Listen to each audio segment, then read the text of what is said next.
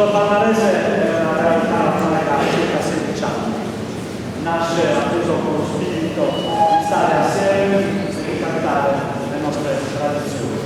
In realtà poi ci distacchiamo quasi subito da quella che è la tipica tradizione nuorese per andare invece su una direzione molto più autoctona, sia come per quanto riguarda la parte letteraria sia per quanto riguarda la parte musicale. Infatti oggi vi proponiamo 2 brani inediti che sono stati scritti appositamente per il fuoco. Il primo brano è un'Ave Maria molto particolare, molto bella. Nel 1950 un musicista angherese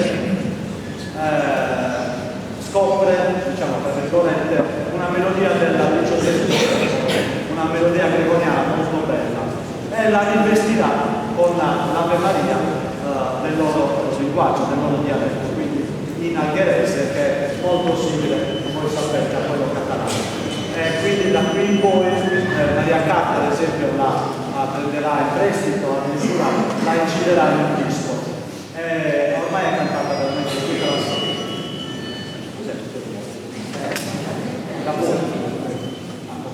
La canterà tutta la Sardegna. Noi la proponiamo nella nostra versione a parte musicale scritta per il coro palmarese. Buona storia.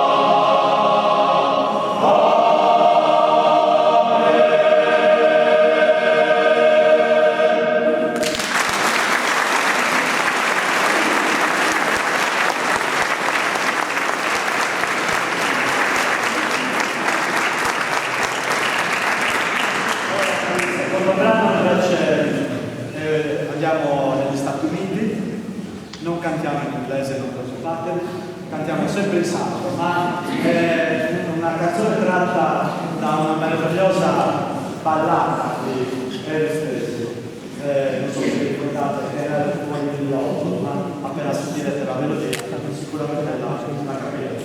Ovviamente è quella scritta in sardo,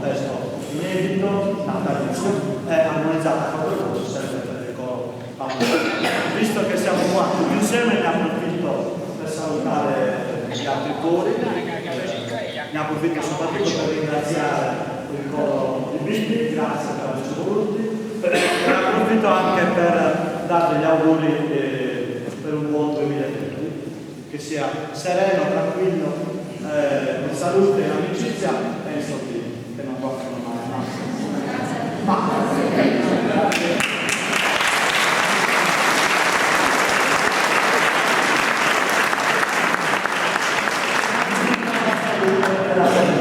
Cantamos